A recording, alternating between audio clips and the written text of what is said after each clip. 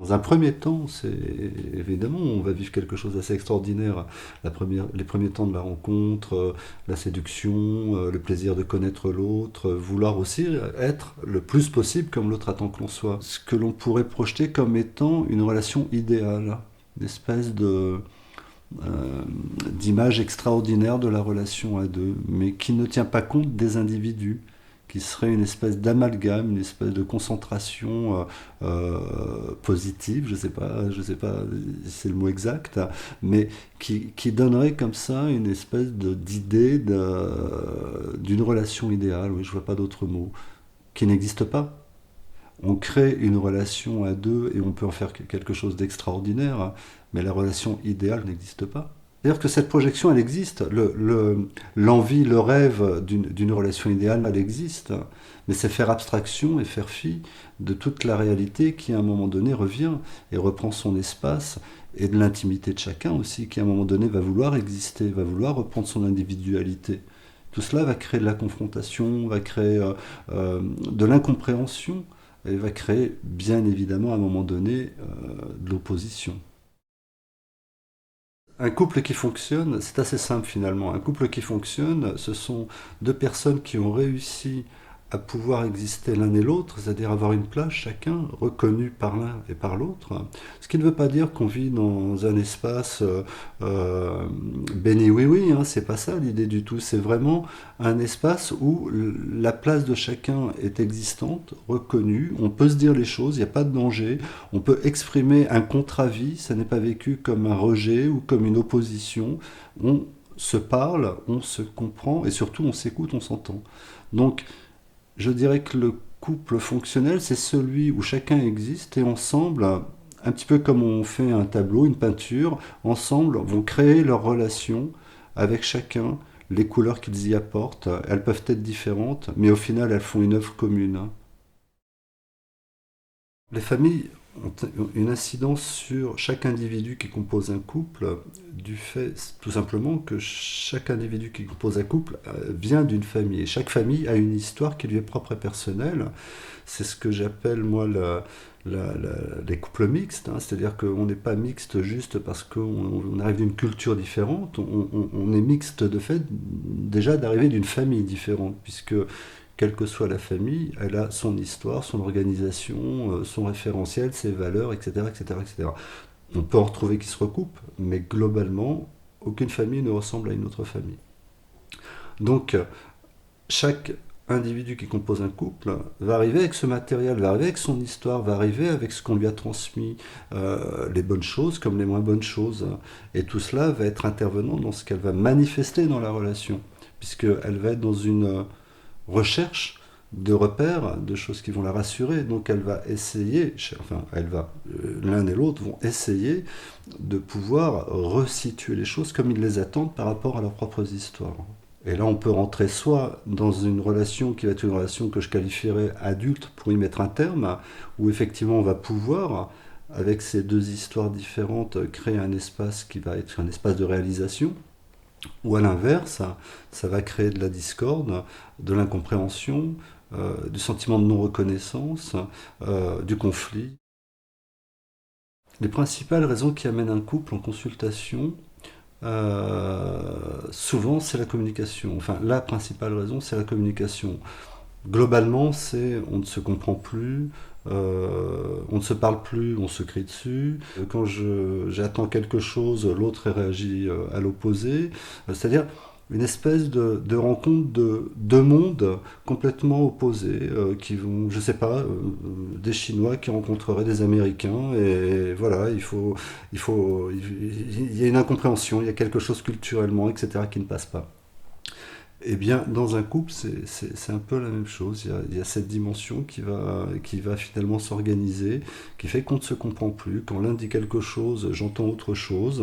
Donc je réagis à ce que j'entends et cette réaction me fait avoir évidemment une réaction qui va entraîner de la part de l'autre une contre-réaction et on est dans une impossibilité de communication. Un des éléments aussi qui font que souvent les couples viennent en consultation, c'est l'extra-conjugalité, à savoir l'un des deux a vécu une histoire extra-conjugale et l'autre en a eu connaissance. Ça pose question, effectivement, l'extra-conjugalité, puisque on vient perturber la confiance, on vient perturber la remise en cause, on vient perturber l'image de soi, on vient perturber la féminité s'il s'agit d'une femme qui est trahie, ou la masculinité si c'est un homme. C'est-à-dire qu'on touche à tous ces éléments-là. Et donc une remise en cause, évidemment, de l'histoire. Et deux éléments importants, la culpabilité pour l'un ou l'autre, et puis bien évidemment la perte de confiance. Alors ce sont des éléments, je les cite un petit peu en vrac, mais ce sont des éléments qui sont, chacun ont leur importance en fait, parce que chacun en fait vont renvoyer à quelque chose de l'histoire, vont renvoyer la confiance par exemple, la perte de confiance au travers d'un acte évidemment qu'on peut remettre en cause, hein, telle n'est pas la question, mais la perte de confiance en l'autre et l'incapacité à pouvoir revenir dessus 1 an, 2 ans, 3 ans après, montre qu'il y a quelque chose de bien plus profond qui est inscrit et que ce symptôme-là l'éveille et le met en exergue. Et c'est là où il faut essayer d'aller comprendre, d'aller chercher des solutions et des réponses. Les objectifs qu'on peut poser en thérapie de couple sont principalement de sortir du conflit, puisque 99% des couples qui viennent consulter se présentent dans le conflit. Il est rare qu'ils aient avec le sourire et heureux de venir me rencontrer. Donc la première idée, c'est de sortir de ce conflit. Et pour cela, c'est arriver à ce que chacun s'exprime sans qu'il y ait une réactivité de l'autre côté qui provoque l'agression. Donc c'est exprimer le fait que chacun va parler avec ses mots, avec sa façon de voir les choses, c'est son ressenti, c'est pas une vérité, c'est la façon dont chacun ressent les choses de l'histoire. En quel cas, ça autorise la parole. Et curieusement, souvent, ça permet d'entendre autre chose. Il n'est pas rare, par exemple, d'entendre l'un ou l'autre ou les deux dire bah tiens, je savais pas ça, quand son conjoint ou la conjointe s'exprime, ou de dire ah bah ça me fait plaisir que tu dis ça, je savais pas que tu le pensais. Voilà, c'est-à-dire que finalement, en laissant s'exprimer les ressentis sans permettre le conflit, puisque l'objectif n'est pas d'entrer dans le conflit, ça autorise surtout l'écoute et entendre. Donc ça, c'est un des premiers objectifs. Arriver à ce qu'il y ait une communication, quelque chose se dise, on peut ne pas être d'accord, c'est pas dangereux. Ne pas être d'accord, ça veut pas dire rejeter l'autre, ça veut pas dire le mettre de côté, ça veut simplement dire exprimer une chose que moi je perçois ainsi. Voilà, et l'autre peut le percevoir autrement, c'est pas grave, on peut trouver des solutions et des réponses. C'est travailler aussi sur ce que l'on amène avec soi, justement, ce que j'appelle le sac à dos. C'est-à-dire qu'on arrive avec son sac à dos, on a son histoire, dans ce sac à dos il y a tout en vrac, et que souvent les couples, quand ils se mettent ensemble, ils ouvrent une malle, ils vident leur sac à dos dans la malle, et puis ils referment la malle. Mais ils n'ont pas pris le temps de faire un tri, de savoir ce qui allait coller pour l'un, pas coller pour l'autre, là où moi je sais, ou je sais pas. C'est-à-dire, finalement, pas avoir une espèce de mise en place tacite de la relation, sans que les choses ne s'expriment, sans qu'on ait pris le temps vraiment d'aborder les sujets. Voilà, moi j'aime bien, ça j'aime pas.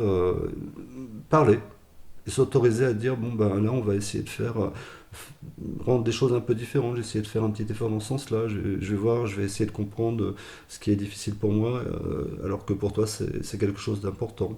Voilà. C'est-à-dire se donner le temps non pas de fermer la malle mais d'en extraire les objets qui pourraient être des objets perturbants, voilà, qui viennent de l'histoire de chacun, autour de la parole, ne pas s'autoriser à dire par exemple. La chose aussi peut-être importante, c'est arriver à faire qu'on sorte du conflit enfantin, c'est-à-dire qu'au final, souvent quand on écoute les couples s'exprimer au travers des reproches qu'ils se font, on est un peu dans la cour maternelle, quoi. C'est-à-dire on entend des reproches autour de choses qui sont mais parfois très basiques, qui sont vraiment pas très graves, pas très importants, et qui pourtant provoquent un processus de remise en cause, de rejet, d'agression, d'attaque, de conflit, incroyable. Donc c'est d'arriver à redonner aussi, je dirais, le poids du niveau de ce qui pose la difficulté. Voilà, ces trois-là sont pas mal, il y en a plein d'autres, hein.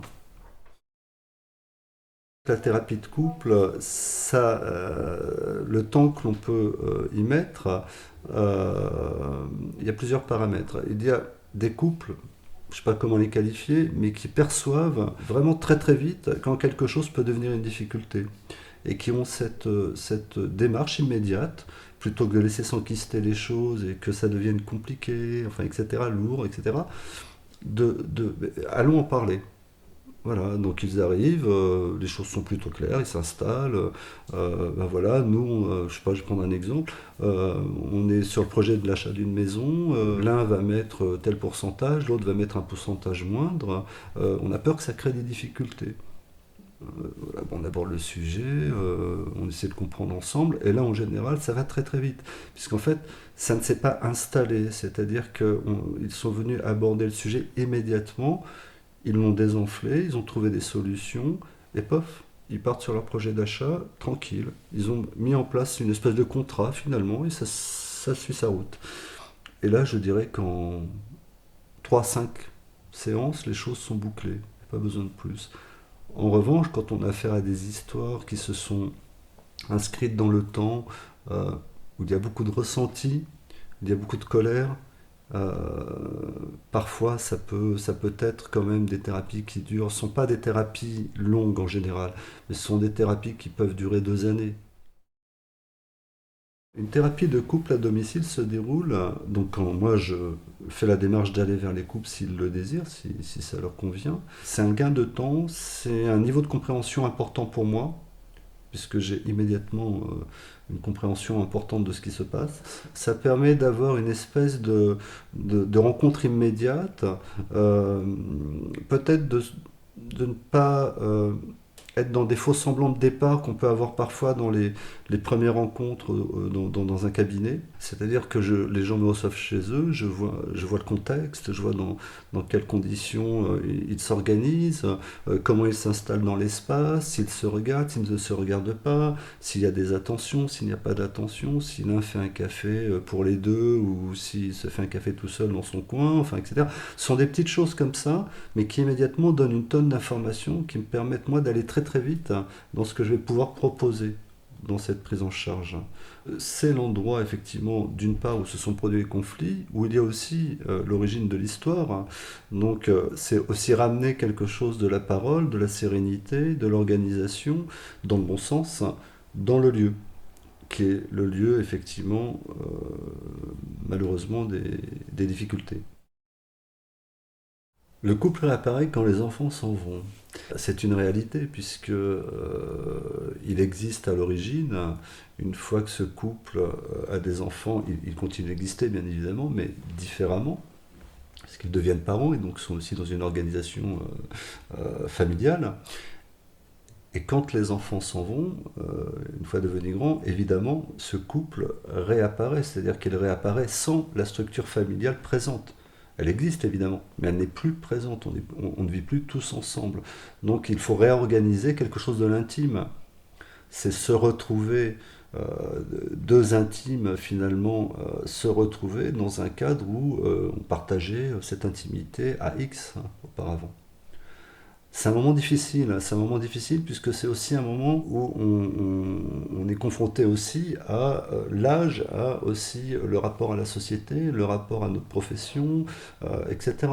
Donc c'est un moment où il n'est pas rare que se créent pas des séparations, mais plutôt des mises en place de systèmes où chacun va être dans ses activités.